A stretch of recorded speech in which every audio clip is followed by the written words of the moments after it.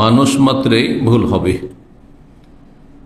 কিন্তু এমন না যে ভুল হতেই থাকবে আর ভুল হলে সংশোধন করব না, ভুল পথে চলতেই থাকব, অথবা ভুল বা অন্যায় পাপকে দেখতে দেখতে এমন বদ অভ্যাস হয়ে যাবে, যা আজকাল বর্তমান পরিস্থিতি মুসলিম সমাজের, যে পাপাচারকে মানুষ দেখতে দেখতে এমন অভ্যাস হয়ে গেছে খারাপ, যে পাপকে পাপই মনে হয় না, অপরাধকে অপরাধ মনে হয় না, গুনাহকে গুনাহ মনে হয় না, অন্যায়কে অন্যায় মনে হয় না, বরণ করে নিয়েছে মনে হচ্ছে, স্বাভাবিক হয়ে গেছে।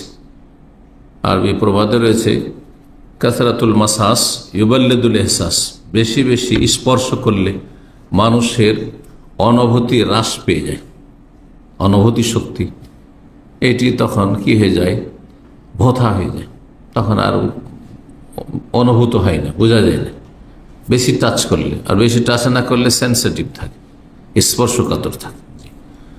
তো মানুষ যখন পাপকে বেশি টাচ করা শুরু করে, পাপের সাথে একাকার হয়ে যায়, পাপে জড়িয়ে যায়, তখন এক পাপ বহু পাপের দিকে টেনে নিয়ে যায়, আর পাপকে পাপ মনে হয় না।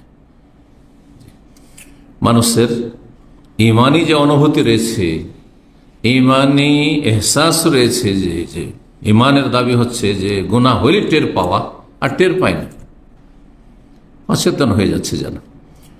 এ হচ্ছে মুসলিম সমাজের অবস্থা।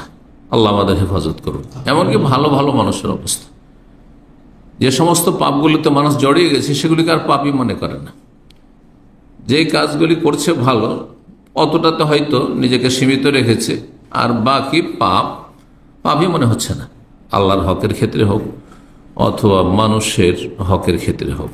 আল্লাহ আমাদেরকে যথাযথ তার দিন, যা তিনি মনোনীত করেছেন এবং নাজেল করেছেন মানব জাতির সার্বিক কল্যাণের জন্য, তা জীবনের সর্বস্তরে পালনে তৌফিক দান করেন।